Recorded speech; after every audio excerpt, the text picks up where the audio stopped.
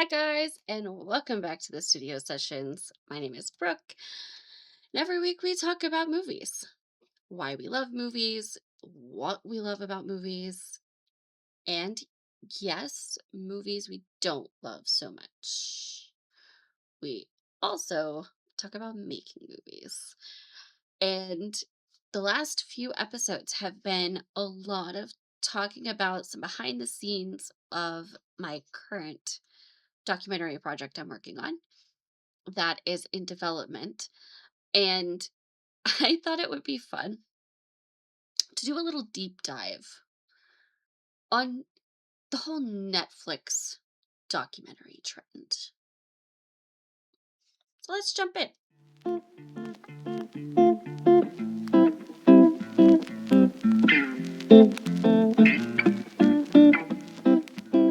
In order to fully deep dive the Netflix documentary trend and kind of more in depthly look at the whole concept of the Netflix documentary, I actually want to do something a little different for this episode. Usually, I open the episode with the studio notes. This time, I want to end the episode with the studio notes. And the studio notes are going to be three documentary recommendations from me for some of my favorite documentaries. So let's talk about what this Netflix documentary trend is. I am not on TikTok. I am on Instagram though. And I love watching reels. Reels are huge. If you don't know, you probably do. But in case you don't know, reels, videos on Instagram are huge. And a lot of the time, I've noticed trending video ideas on TikTok end up becoming a real trend also because the same creators that are making the TikToks usually are also uploading them to Instagram. So I saw a bunch of these starting to pop up using that specific sound. Now, if you are a Netflix subscriber, or if you've watched some of the Netflix documentaries, you might be able to bring that sound to mind just with me saying Netflix documentary. But it's a very specific sound. And if you couldn't bring it to the top of your mind before, once you hear it, you will instantly recognize it if you have watched Netflix documentaries. So I want to go through some examples that you find when you search Netflix documentary trend on Instagram and watch some and just see what people were saying. So you can see I've searched Netflix documentary trend. These are some of the ones that pop up. And it usually is me preparing for the Netflix documentary about fill in the blank. And like, here's one of them. Okay, so instantly, if you know Netflix and Netflix documentaries, you probably recognize that sound, that score, that song. It's powerful to bring back the memories. It's very recognizable, very hooky. And so this one is me preparing for the Netflix documentary about surviving 14 meetings that could have been emails. So some are about some dramatic thing the person has had happen in their life. Some are kind of just taking the moment to make a joke about something like the 14 meetings that could have been emails. Um, and usually there's some kind of moment where you see them get settled in front of the camera. They're sitting down for their interview. They're getting settled in front of the camera, and it's very kind of dramatic. And in some, not all, people do it varying ways. Some people would do the whole, oh, I'm looking at that camera, this camera. Okay, perfect. And you see them kind of getting ready, right? Settling in to talk and basically spill the tea. So that's one example. You also have one of the ones that I showed you guys before is that if being a toddler mom Just clip was a it like Netflix that. documentary. Okay. Is she going to watch this? The night seemed normal. Everything seemed fine. And then things took a turn. First, it started after I gave her the grilled cheese.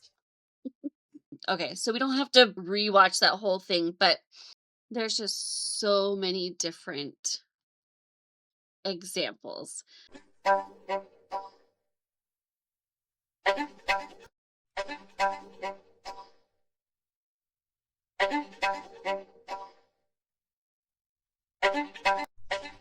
Okay, you want me to sit here? So you can see there's a ton of different ones. And this obviously all started with the trending sound. I'm sure that that sound is so recognizable that it's it's an intriguing video prompt, right? And it went viral. Everybody was making one like this. And Netflix actually responded to it and said, "How are we going to make all of these documentaries?"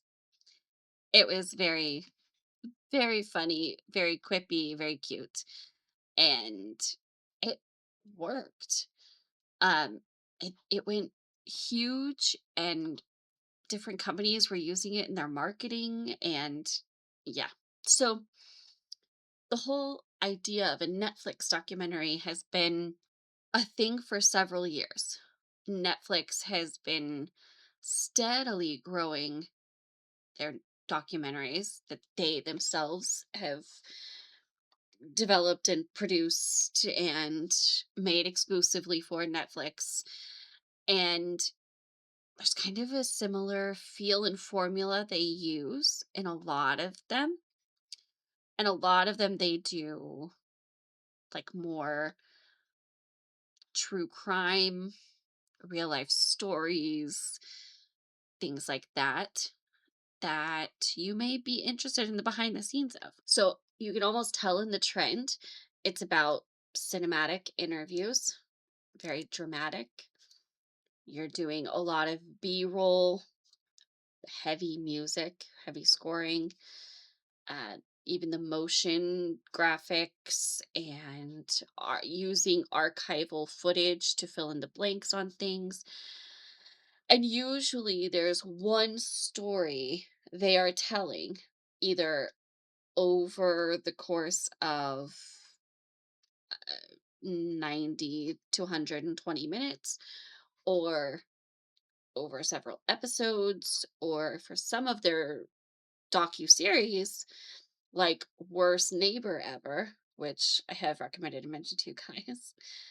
It's each episode is its own story within that frame of reference of the topic. So like Worst Neighbor Ever is a bunch of real stories people have experienced of things going horribly wrong between neighbors. Uh, all so crazy, but it's that same general way. There's one narrative they're giving throughout the whole thing, and the production level is high. They're very well made usually. I haven't seen one that I thought wasn't well made, but when you think Netflix documentary, when somebody says, "Oh, a Netflix documentary," they're thinking a very highly produced, polished, very cinematic documentary style. So, I think the thing that caught me about this was just that whole idea of a Netflix documentary. They do documentaries very well. And I do really appreciate that level of production and time and attention put to real life stories. As somebody that does a lot of telling real life stories, it's a really good example of that, a really engaging example of that. And I think part of what Netflix did when they started making documentaries was they brought a bigger audience to documentaries. It was on Netflix, so it automatically gained notoriety. And of higher level of attention and respect just because it was on Netflix. And they definitely played into the true crime fascination, which, as a fan of true crime, I appreciate and did it well. And then there's so many celebrity documentaries they've done where they've gotten exclusive contract rights with different celebrities to make a documentary about them, and very, very close access to that celebrity for, and kind of gave documentaries a bigger audience. Also, anything on Netflix feels binge worthy, and so a documentary series like Worst Neighbor Ever, they made extremely bingeable. So instead of just an hour and a half of a documentary film, you're binging episodes of a docuseries. And that's powerful for the documentary genre. So for me, one, I appreciated this trend as a Netflix documentary fan and a documentary filmmaker, and currently having a documentary in development. It definitely piqued my interest. It definitely intrigued me, and I appreciated it. I also have to say, it was really fun making my own video with the sound and doing the trend, where I got to shout out that I'm not waiting for Netflix to make a documentary. I'm making my own. And I loved that. I just thought it was very fun. So I also do think there's some level of inspiration that I gain from watching Netflix documentaries. And so I think because of that, I love taking the opportunity of the Netflix trend to just shout out documentaries in general and boost the genre and give accolades to the genre because it is an incredible film genre. And with that in mind, here are this week's studio notes. So, for this week's studio notes, I am sharing three of my favorite documentaries. Again, I am not going to claim that these are my favorites in this order forever and ever. Amen. However, these are three very, very good ones that I really was impacted by. And so, that being said, let's jump in. Number one, I want to talk about is The Perfect Neighbor. It is currently on Netflix, but it is not a Netflix original. And it is all told through body cam footage from officers responding to 911 calls. I don't want to give too much of it away. There was a back and forth between neighbors, and I don't want to give too much away though. So, but it's a really interesting look at the use of archival footage or body cam footage because it's all told through body cam footage and then some at the end interview room cameras, but mostly body cam footage. And so I really, really found that powerful. So, The Perfect Neighbor, if you have not seen it, check it out. It is on Netflix right now. Another one that is currently also on Netflix and a very, very cool look at a major historical event is Apollo 13 survival. So basically, it's the real life story of how the Apollo 13 crew survived the oxygen tank exploding while they were traveling to supposed to be the moon. So it was really interesting. It's a mixture of interviews and kind of archival footage from the time. And so it was really, really interesting the way they kind of keep you in the order of how things happened and kind of go through telling the story and counting down to the whole thing. So Really, really good. I really recommend it. Apollo 13 Survival. And for my third recommendation, I actually wanted to do a docu-series, which there's a ton of on Netflix. And I had a really hard time choosing one to recommend because depending on what your interests might be, whether it's celebrities, they've got a Victoria Beckham docuseries that's really good. They've got a Beckham that's just David Beckham documentary series that's really good. And they've got one on Gordon Ramsay. They did one with Martin Short. There's a ton of those that are very, very well done that I've enjoyed.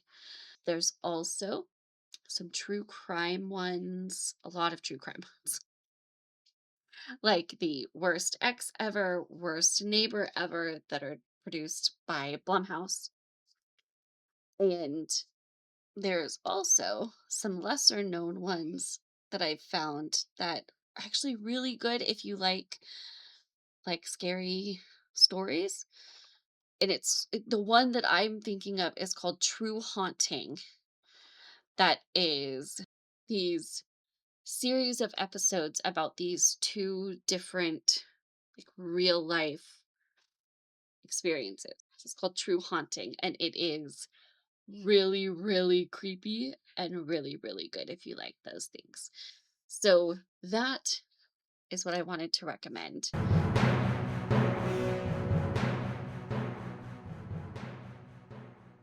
And of course, if you would like to see my first documentary, Like a Butterfly, follow the link in the video description, in the episode description, and you can watch my first film, Like a Butterfly. Let me know your thoughts. I hope you enjoy it if you watch it. And let me know some of your favorite documentaries. I would love to find new ones to watch. And I hope you enjoyed this episode. I will talk to you guys next week. Bye. The Studio Sessions is a Butterfly Entertainment production. You can keep up with all of our podcasts, YouTube videos, films, and other projects on our Instagram page. We are at Butterfly Entertainment Group. Thanks for listening.